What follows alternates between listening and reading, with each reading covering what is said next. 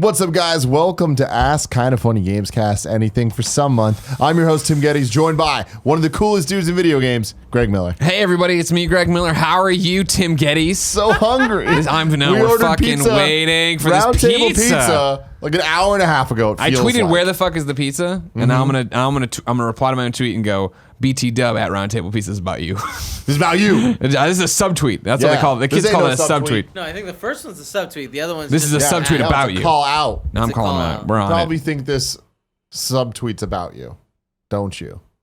Don't you? I see where you're going with that one. Thank you. Let's get right into it, Greg. Every month, you guys know the deal. What the fuck was that? Joey, Why no. is the door slamming, Joey? What's you doing in there? Joey's lost it, guys. Run! Oh, man. Every month, we answer your questions from patreon.com/kindoffunnygames. If you are at the $15 level, you can leave questions that we answer. Or if you're at the dollar level, you get to watch us answer those questions. If you're at the dollar level, I suggest you figure your shit out and add 14 to that. Jesus, whoa. Yeah. Ask us some This questions. is what If you happens have when we beef with work me- hungry. If you have beef with me, you can let me know in the comments for $15. For $15, you can tell me why you're mad. Steven Gibson says, Link or Mario? Mario. Mario. Link's awesome, and I love Link, but I mean, Mario's just more important to games in general, let alone his games are more fun. Better games. It's true. It's true. We love Link. We love Zelda. More better Some games. people think last year Super Mario Odyssey was robbed of Game of the Year by Zelda. They're wrong, but it's okay. Weird. It's weird, okay. Weird. Ron Barron says, at this point, do you think we will ever see PS1 classics on PS4? Theoretically, the PS5 should be backwards compatible, so they'd be able to carry it over, even if they did it so late on PS4. Theoretically, the PS5 should be backwards compatible. I like that. Don't hold your breath on any of that. It should be, in theory, of the rumors The and what you think it'll PS5 be. will be backwards compatible. With PlayStation 4. There will not be PS1 classics on PS4. Will there be PS1 classics on PlayStation 5? There will be PS1 classics on PS5. Mark Okay. my words. My uncle works at PlayStation. Oh, wow. Okay. What's been the holdup? Why no PS1 classics on PS4? I don't know. It's a very weird move. We had a very... Guys, not only is the pizza not There was here, a someone fucking from 1920, Awooga horde from 1920, a fucking Model T just drove up, not giving us the What the fuck pizza. was that? There is a guy who has a Model T, like legitimately has a Model T. That's what it is out there? redone. I didn't. That was weird. I can't see it. Do you see a pizza guy out there? Because that's more of my No, concerns no, right no. now. Fucking guy. At this point, you could have just sent me and I could have picked it up. Kev, I agree. Can you move the mouse cursor? Nah, I like it where it's at. I don't. At this point, do you think we'll see PS1? See, Yeah, 'cause I don't the think you're thing going to see is, them on PS4. We had man. a pretty deep discussion about this on Gamescast that you'll be able to listen to if you're watching this now. Actually, the episode titled Greg's Superman Pitch, where we kind of got into it that this generation, like, we're seeing a weird lack of virtual console type Sure. titles, even on the other systems, like even with, I guess the PS2 classics kind of became a thing. But Yeah. it's so half-assed and weird. Yeah. That I think the next generation is going to see a huge resurgence of that. Why? Because I think that we're in a new era now that is the Netflix model. That the Wii kind of introduced this idea of downloading older games and paying for them on a la carte basis. Yeah. And that is very much the iTunes version. We are now in the Spotify world. Oh, okay. Interesting. I like what you did there. I like what you did there. Moving on there, where it took a lot of getting used to be able to, like, oh, I need to buy this thing that I already bought before again. Do you think for like what you think PlayStation now in PS5 era, it'll be something like that where they add in PS1 titles? Yeah, I don't think it's going to be PlayStation Now. I think they're going to add some They'll new rename brand. it. They'll But do I something, mean, I'm yeah. hoping. I'm also being very optimistic about this and Yeah, expecting making all the right most from moves. them. Yeah, Yeah. I think yeah. it's honestly one of those things. With all due respect, Kevin has scrolled past your name. I can no longer speak to you. Kevin, scroll back. What's the person's name? I'm going. Ron. Oh, Ron Barron wrote into Kind of Funny Games today. I also think just not that many people care. I think it's a very vocal PlayStation audience that wants all that and needs all that and blah blah. But I think more people are more concerned of will the PlayStation 5 play Spider-Man? Will it play the PlayStation 4 games? That's the backwards compatibility I think people are really worried about. Yeah, I don't know. I think that there's going to be a trend, and we're seeing it with how popular Crash Bandicoot remakes were and things like that, where it's like the PlayStation is retro now for the first time ever. And I feel like it's been becoming that over the last couple of years, but we're now in PlayStation 2 is retro now. So it's like there's a lineage to Sony that up until a point only Nintendo had. What's up, Kevin? No, why? It's just Ring a ding ding, Greg. Ring a ding ding, Greg. Yeah, we'll see. I hope that they figure that shit out. And I don't think it's ever going to be the ideal world where every PlayStation 1 game is available. There's too much licensing like bullshit that gets in the way of all that. Yeah. But old game's old, man. Play the new stuff. You know what I'm saying? play that Or old keep stuff. keep your PS3 out and do all that shiz. Peyton Stone says, "What's poppin', KF Game Squad? What video game tattoos would you guys ever consider putting on yourselves? Logos, phrases, titles, characters. Keep gaming and staying sexy." Peyton Stone. I will. I'll do all the above. That's a dope name, dude. I have a couple video game tattoos that I've considered getting. If I Really? I didn't know that. What have you ever considered getting? Get one. Me and my boys, Curran and them, have talked about around his wedding, all of us getting, like, bro tattoos. And Just so a matching tattoo. matching tattoos. Okay. Yeah. And I came up with the idea because they're all pitching. I'm like, I ain't doing that shit. But I had an idea that I'm like, I actually would do that. The Smash Bros logo, That's what I was the gonna ball. guess, yeah. But like, what I want is just the lines, thin lines, so not filled in, just the thin line outline of that weird little like Smash ball. I don't know what the fuck it is. I like it because it's like if you know, you know. But if you don't know, it's just shapes. No. I wouldn't want like fucking Mario's hat on me. You know what I mean? I don't, Sure. I'm a fan of like the subtlety when it comes to that stuff. And also, we're the Smash Bros. It fucking makes sense. And we all grew up playing every iteration of Smash Bros. Together, and it's very near and dear to our relationships. So I feel like that would make a lot of sense to me.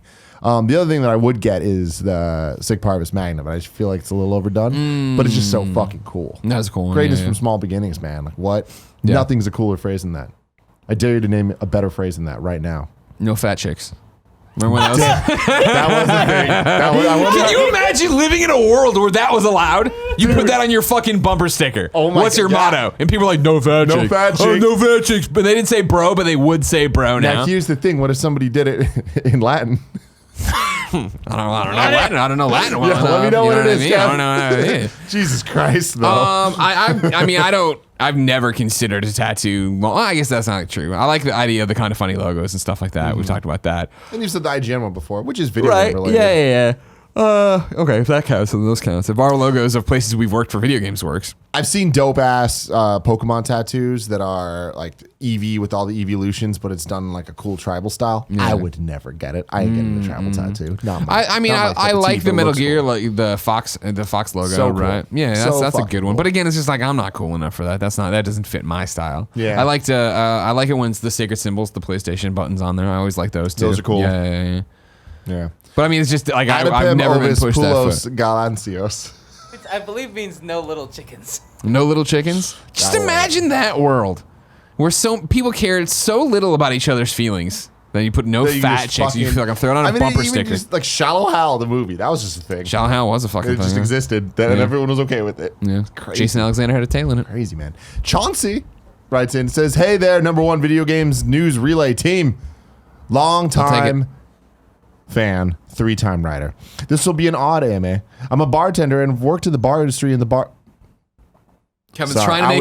was Chauncey's reading- reading a paragraph. Kevin's zooming in, and then that brought up a pop-up. I was reading, and as I was reading a sentence, Kevin magnified it, which moved words over, so I've been bar industry twice. For many years, and let's say I've had some good times. Hell yeah, you did. In the last couple of years, I made some lifestyle changes for myself and health now, and I'm much happier and healthier. This is in part to finding kind of funny and hearing your stories and going after what you want, like Nick's stand-up and Tim's jacket collection. That's great. And figuring out what I want to do with my life in the future. I love that that's who I am. While making these Nick's changed his life by going into comedy, and Tim has cool jackets. which has led me to realize I don't have a lot of good / close friends and don't know how to make new ones. How does one in this day and age go about meeting new people and not have it revolve around a bar and drinking? I'm not into the whole Tinder or online meeting of people because I'm old like that. So what kind of options do I have for meeting new people? Side note, I went and got a PSP last week after you said there probably won't be a Breath of Fire or Suikoden release coming out. #Vita lives. Love everything you guys do. Take that chicken out for a nice dinner, then a walk in the park, then home for some heavy petting. Chauncey, not British, but yes, it's more fun to say that way. Chauncey. It's true. It's true.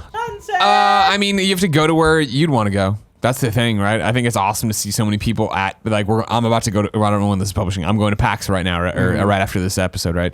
And PAX is amazing to see all these people come together, and it's amazing to see how many friendships have been born out of the Kind of Funny community. People that have hung out in Twitch chats for so long that then go to a Kind of Funny live or go to a PAX and split a hotel room and become friends and start a podcast, and you know what I mean? Like it's that kind of thing. You bring up both going to a bar and meeting friends and then also Tinder and stuff. So I'm not sure if you're looking for romance and stuff, but all that starts from friendship and shared interest anyway. So going to events, going and hanging out at, if you have one of those, an emporium in your area, if you have one of those, if you're into board games, like a board gaming live, think a comic shop, stuff like that. Yeah.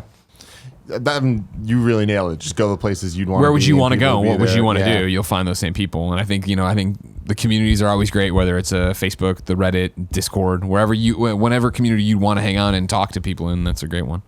Hell yeah. Chauncey writes in again.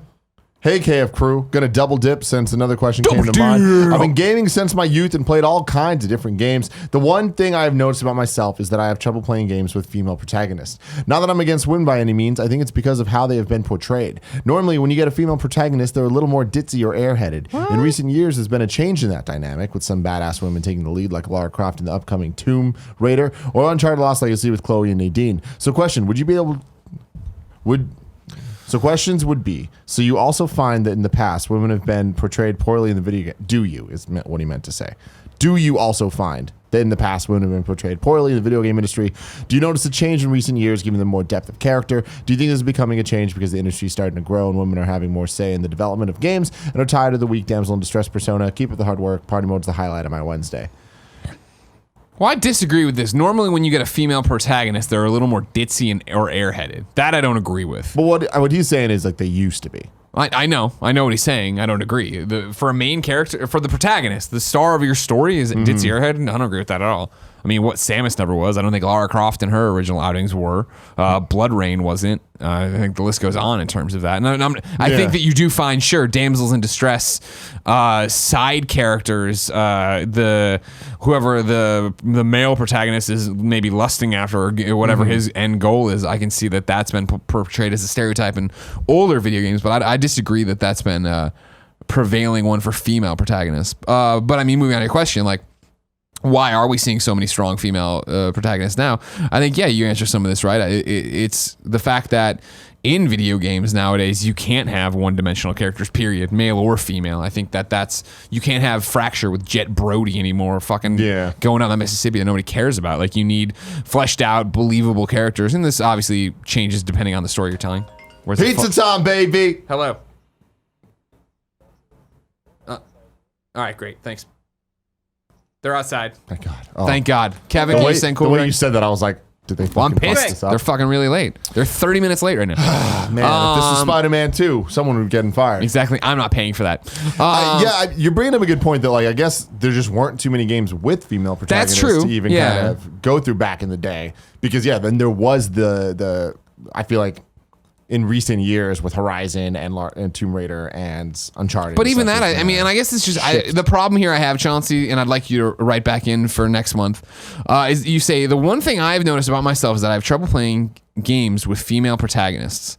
What is your example of that not working? I'm not against them by any means. I think it's because of how they've been portrayed. So you're talking about previous games where you've had a female protagonist leading the game and you've seen multiple ones of them being ditzier. I'm not saying they don't exist. That's for real quick. I'm tired and I'm hungry. I did play Charlie's Angels on the GameCube. Okay. And they were ditzy and airheads in it? I mean, that would strike me. I mean, that kind of who his Cameron Diaz's character was in that movie too, right? Isn't it all the characters? I don't know. I only remember a little bits of Charlie's Angels. I'd like to know more, but I mean, even jumping back to the last generation, right? I'm thinking of Enslaved, that she wasn't a ditz or whatever. I'm thinking of Miranda in Mass Effect 2, let alone FemShep, right? Like that shit, they weren't ditzy. And I know I'm pulling from my experience with games. I need to know more about Princess yours. Peach and Super Mario Brothers 2. My character of choice. I've always liked playing as female protagonists. I feel, and protagonist, I feel like is kind of a weird word here because wherever you're like the games he's mentioning are this generation, debatably last generation, right? Yeah. But then when you get before that, protagonists weren't really a thing in video games in a story And like, sense. does Bionic Commando have That's a what I'm- strong, that's what I'm not saying, like fleshed out male it's like protagonist? main character, like character you play as. Sure. That's Bring in plates and napkins. Everyone can come get food in here while we all eat it too. You get a cheese pizza? We did, yeah. We wanted to be boring and basic. born and basic. Hey, you know what? When I say, what does everybody want on that pizza? Get your heard fucking you. pickles out of your ears. Sausage, onions, Can you peppers. scroll, It's not Kev? hard. Or It's just everybody has to have more depth now because the industry's changing. And yeah, do you think it's part of the changes having women more say in the development? Yeah, it's the fact that women are making games and women are no longer afraid to play games and say they play games. Andy, will you scroll down on this, please, so we can actually read the rest of the questions? Chauncey, you're done. Not in a bad way. You're but done, done, Chauncey. son. Jason Bond says, hello, KF crew. Do you think we'll ever see games on the Switch that play differently depending on whether or not the system's in handheld or docked? An example of what I mean would be something like a Zelda title that's full 3D experience and docked, but switches to a top-down 2D Zelda when you pick up the system. No, I don't think we'll ever see something to that extent, because that is two different games, and that sounds a little too intense and crazy. But we're already seeing things that offer that type of situation, like with Super Mario Party, where there's a ton of gameplay styles that are only accessible when it's not plugged in. I go to you on this one. I feel like I don't think it's impossible and totally that you won't, but I also don't see it in the near future. But maybe as you're trying to be the game that stands out and does something different. I don't know. I don't think it'll ever be as extreme as what he's saying here of a 3D Zelda to a 2D Zelda. The game design's different for that. It's, Sure. it's not just going to like shift how it looks, you know? Get in there. Don't be afraid. Kev, I need a scroll to get through all this. And some ranch would be really cool. Guys wanna start Andy, up bring here? all the food over here. I don't know why we broke it up. Bring all the food over here. Then we can all pick and choose and talk and do our things. Andy's just standing around. I don't think. I know he's staring at me while he eats the wing. He's not about it. Yeah. Yeah, this is a very long question here. Sorry Regan about Wallace this, says, okay, long-winded question here, but I specifically want to touch on console fan culture and the hypocrisy/toxicity I see and whether it's legitimate or not. I'm a big fan of the word toxicity, not what it means, and not just like it's fun to say. And System of a Down. I just want to preface by saying I have all three consoles, but I'm by and large an Xbox fanboy. I love my PS4 Pro and my Switch, but only really use them for exclusives and a couple of third-party games that I wanted to take advantage of the PS4 Pro. The Sony platform has really won me over since the PS4 Pro with some great titles that are really up my alley. But I think one of the things that really holds me back from embracing my inner Sony pony, a little fun laughing emoji, is the toxicity/hypocrisy of the fan base in the defense of Sony's recent anti-consumer business practices, which brings me to my question. Do you believe that the Sony fan base as a majority is toxic and hypocritical? Obviously, this doesn't apply to the fan base as a whole, but I find myself often scratching my head at the way they carry themselves in this generation. I can't believe how long this question is. It keeps going, everybody. We are not even halfway done. When the Xbox One and PS4 originally launched, Xbox made some huge missteps on their hardware and software side, as well as making very anti-consumer choices. However, I felt that they had some really strong old and new IP first-party exclusives for the first 2 years of the console's launch, like Forza, Gears, Rise, Sunset Overdrive, Titanfall, Quantum Break, to name a few. On the other hand, Sony killed it with their hardware and was making extremely pro-consumer decisions for the players, but then I felt like they were quite slow to really pick up the pace with lots of good quality first-party games. Infamous Second Son, great game by the way. Killzone, knack. Obviously, now the tables have turned with Xbox killing it in hardware, software, and being extremely pro-consumer, but putting out a slow stream of good to okay exclusives, whereas Sony's putting out incredible exclusives, but it's the inferior in hardware, and definitely as of late is very much anti-consumer, being more for the business than for the players. As a side note, I understand why on Kind of Funny Games Daily, Greg and Andrea tend to defend Sony for smart business practices, and I would agree with them if it weren't hypocritical to PS4's brand message. This brings me to my point around toxic/hypocritical fan base. Early on in the cycle, Sony fans kept screaming on about how the PS4 being more powerful is what was important, constantly calling out Xbox for its 900p performance. But now all I ever hear from Sony fans is how it's all about the games and not about power, which I'm not saying I disagree, but I just feel like it's not only hypocritical, but also because the fans defend Sony as a company so strongly. I feel like this doesn't put enough pressure on Sony to make better, more pro-consumer decisions. I think it's important the fan bases call their platform of choice out when they make missteps. Xbox certainly copped it from its audience, and I think the critical feedback is why the platform is where it is today. Cool, Greg. I need you to scroll down. I'll do it. To summarize my points in question, I want to know if in your opinion, 1, is the Sony fan base toxic and hypocritical? 2, should Sony be held more accountable by their fan base to bring them in line with their business messages and values? 3, or am I just looking through this an Xbox One fan or an Xbone fanboy tainted lens? I'd love it if this. Thank you, Kev. I'd love if this was a topic you guys addressed on the shows. I think it would promote some really interesting discussion between the KF crew. Otherwise, thanks for looking at my question regardless. And happy to finally be supporting you guys properly through Patreon. I'm considering bumping up to $25 soon. Thanks. Cheers from Land Down Under. Here's the problem. Sub out whatever adjective you want to put on fanboys, and that's your answer. All fanboys are like this. You know what I mean? Like, in terms of if they're going to be blind to it. And this is when you get into the internet of this. Is the Sony fan base toxic and hypocritical? No.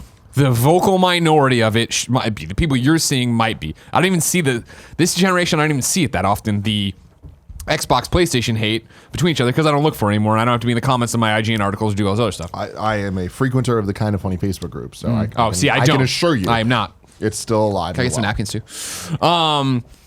This is how it works, is that when I was a Sega fanboy, Nintendo sucked, and I said it all the time. You're talking about is, the hypocritical. Every fan base is hypocritical, yes. Or every fanboy fan base is hypocritical in the way that they can't see it. You know what I mean?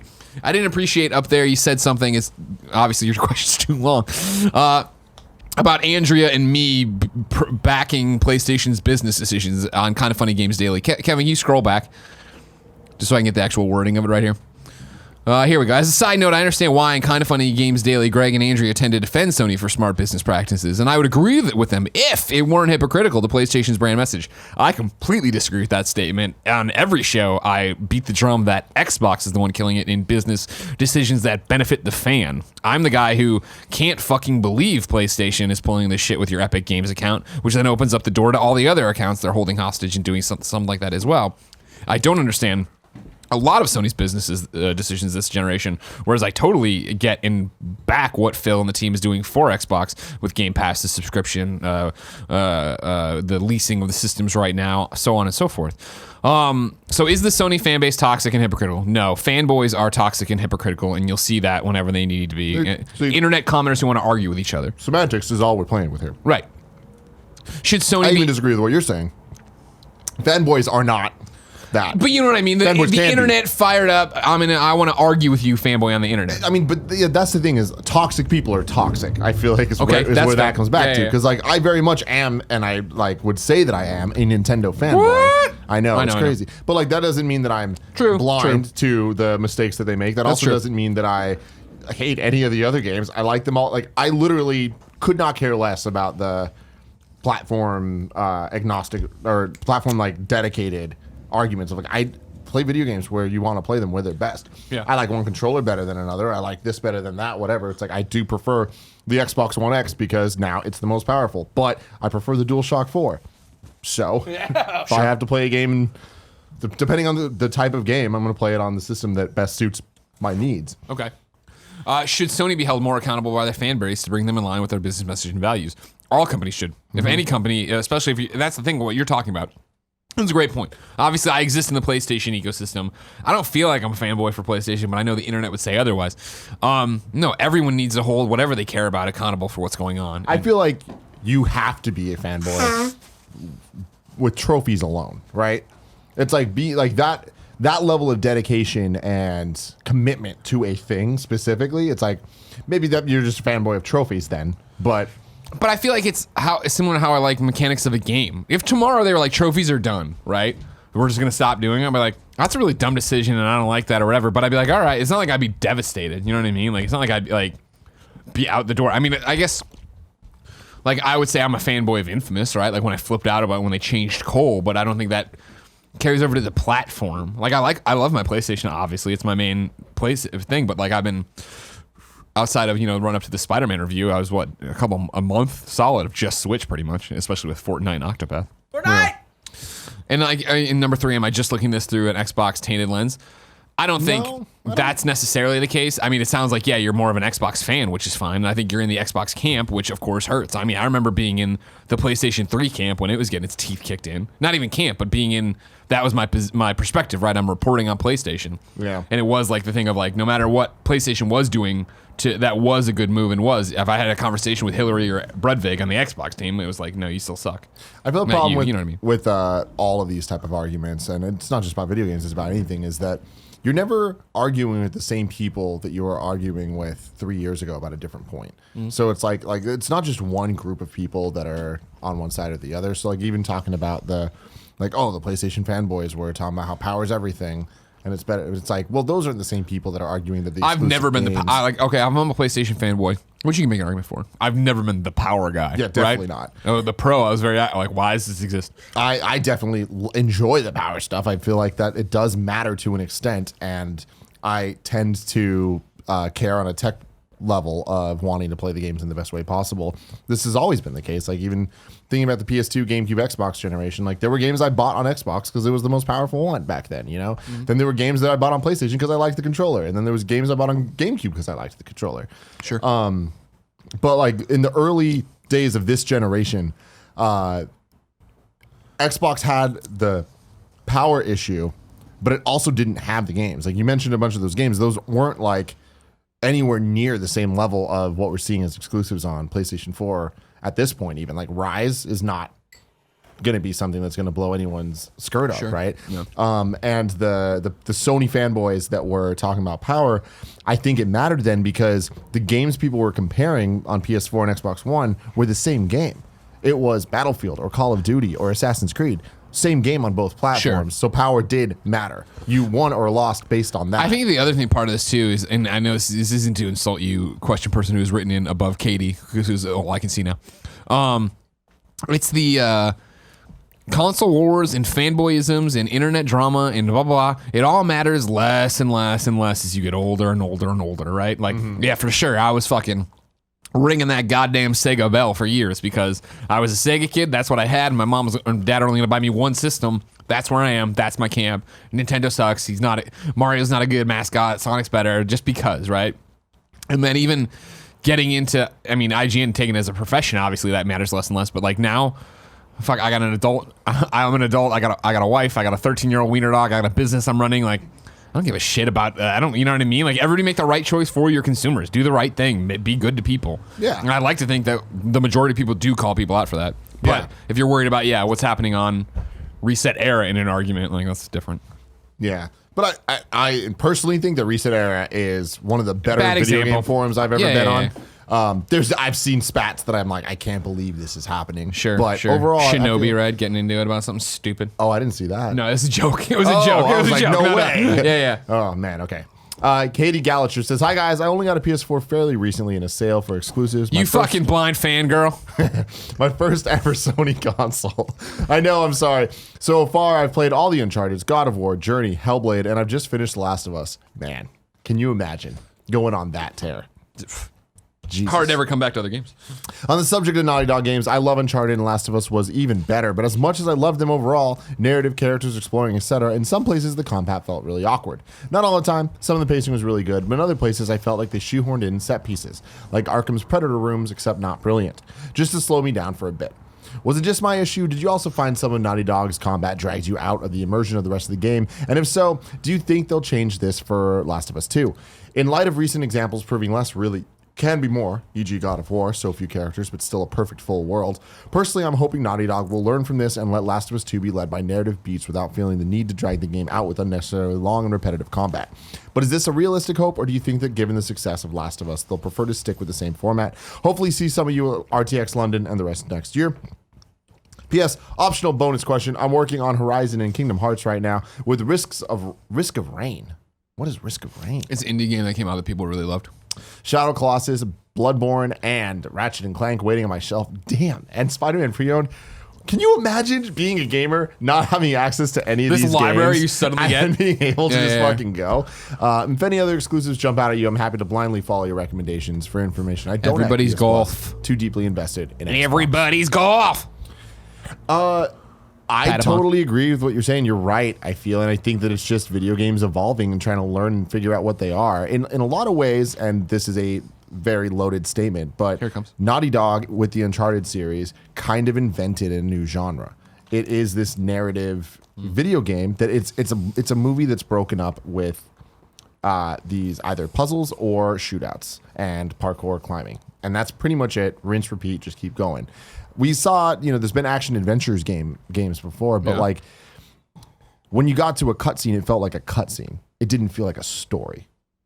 Do you see what I'm saying? Okay. Like, I feel like the Naughty Dog games especially, and I feel like Last of Us is a perfect example of this, is very much like we're trying to build the cinematic experience. And I think that God of War is an iteration of that, where you take a more traditional action adventure game and try to put it into a modern box of, hey, we've learned from what the Naughty Dog games have done. We're going to go forward. I do imagine that Last of Us 2 is going to be a lot more similar to God of War than it is. I agree. Uncharted I think Last of Us, number one, the problems you're having in terms of them tossing stuff in, right? Not all the time.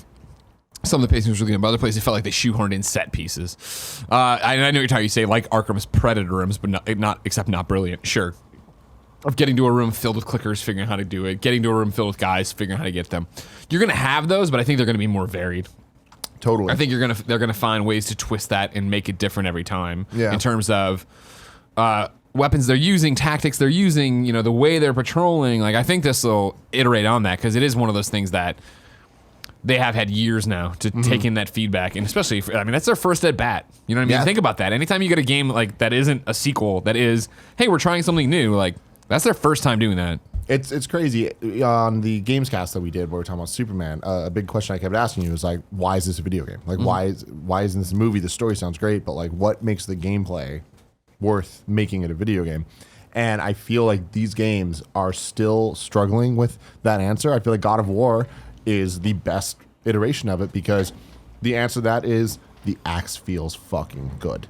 Everything you do with it feels right, and like, that's a feeling and an emotion you can only get from a video game. You can't get that from a movie. I agree with that. And I think what you're talking about too, well, this does not from the movie, but like cutscenes can go and tell you this great story, right?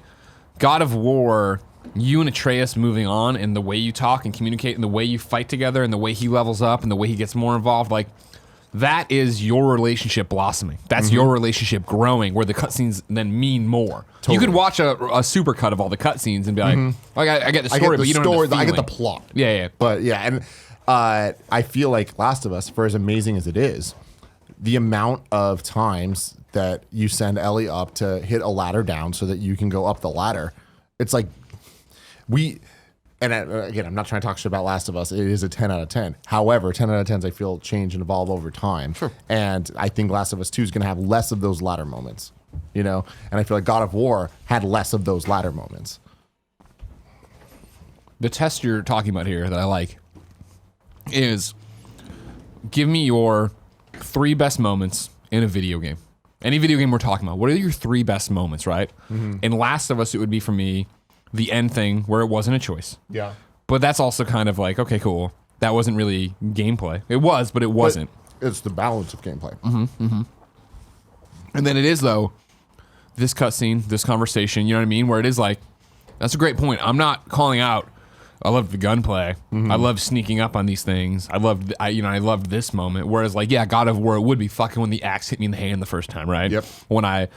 The first time I climbed a wall and saw that and like fucking threw Atreus up and he grabbed a ledge. And That's a really interesting point. When you take that That's back, a really even interesting way just to look at games. Looking at God of War. You're smarter than people give you credit for. I know, it's true. When you think about just the God of War series, Not as humble. Like, no, not at all. When you think about the God of War 1 and 2, with the moments that you were talking about, wouldn't be that. It would be this boss fight or that boss fight or whatever, just because of how epic it was. Boss fight's not even the right thing. Set piece, crazy moment. And not that there's anything wrong with that at all, because Uncharted... That's the thing is like, God, yeah, I'd be like Last of Us, the giraffe. You know what I mean? But Uncharted would be the train, the plane, the whatever, like, right? That's a gameplay thing. Yeah.